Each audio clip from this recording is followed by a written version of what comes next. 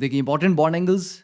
अब NH3 PH3 ASH3 और SbH3 में क्या है, टर्मिनल एटम सेम है पर सेंट्रल एटम बदल रहा है। तो सेंट्रल एटम जब हाईली इलेक्ट्रोनेगेटिव होगा तो बॉन्ड एंगल बड़ा होगा, ठीक है, प्रोवाइडेड टर्मिनल एटम सेम है। ठीक है, तो जैसे जैसे इलेक्ट्रोनेगेटिविटी घटेगी डाउन द ग्रुप जाने पे बॉन्ड एंगल भी घटता है। तो सेम टर्मिनल ग्रुप, तो bond angle will decrease down the group due to electronegativity of central atom.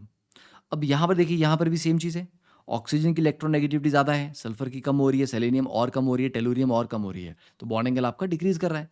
And ammonia में क्योंकि हाइब्रिडाइजेशन हो रही है, H2 में भी हाइब्रिडाइजेशन हो रही है, इसलिए उनके बॉन्ड एंगल आपके 109.5 के क्लोज हैं। जबकि इन तीनों का बॉन्ड एंगल 90 डिग्री के क्लोज है, इन तीनों का भी 90 डिग्री के क्लोज है। तो ड्रैगो रूल के अकॉर्डिंग इन तीनों में भी हाइब्रिडाइजेशन नहीं होगी, प्योर p ऑर्बिटल्स बॉन्डिंग में इस्तेमाल होंगे, यहाँ पर भी प्योर p ऑर्बिटल्स बॉन्डिंग में इस्तेमाल होंगे, इसीलिए इनके बॉन्ड एंगल 109.5 के क्लोज नहीं है, रादर 90 डिग्री के ज़्यादा क्लोज है। देन NCl3 और NF3 सेंट्रल एटम सेम है पर टर्मिनल एटम डिफरेंट है। तो जो ज़्यादा इलेक्ट्रोनेगेटिव टर्मिनल एटम होगा यहाँ पे, उसका बॉन्ड एंगल छोटा होगा। क्यों? देखिए NF3 में F क्योंकि ज़्यादा इलेक्ट्रोनेगेटिव है तो वो इलेक्ट्रॉन्स को थोड़ा नीचे अपनी तरफ खींच लेगा, बॉन्ड के इलेक्ट्रॉन्स को।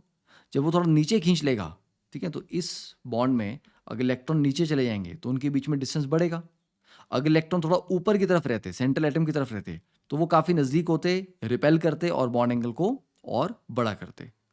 तो क्लोरीन में वो थोड़ा सा मिडिल में रहेंगे, तो इसलिए उनमें रिपल्शन ज़्यादा आएगी।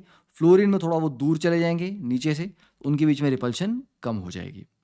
ठीक है, सेम लॉजिक आप PCl3 और PF3 में लगा सकते हो, राइट। अब देखिए NO3 नेगेटिव, क्योंकि यहाँ पर एक पेयर ऑफ इलेक्ट्रॉन है जो इधर से पुश कर रहा है, इधर से पुश कर रहा है, तो ये बॉन्ड एंगल थोड़ा छोटा है।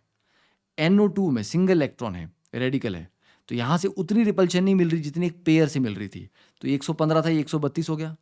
अब जब ये इलेक्ट्रॉन भी चला गया, अब यहाँ पर कुछ नहीं बचा, अभी परफेक्टली सिमेट्रिकल है, कोई इधर से रिपल्शन नहीं है, तो ये परफेक्टली 180 डिग्री आ गया NO2 पॉजिटिव में।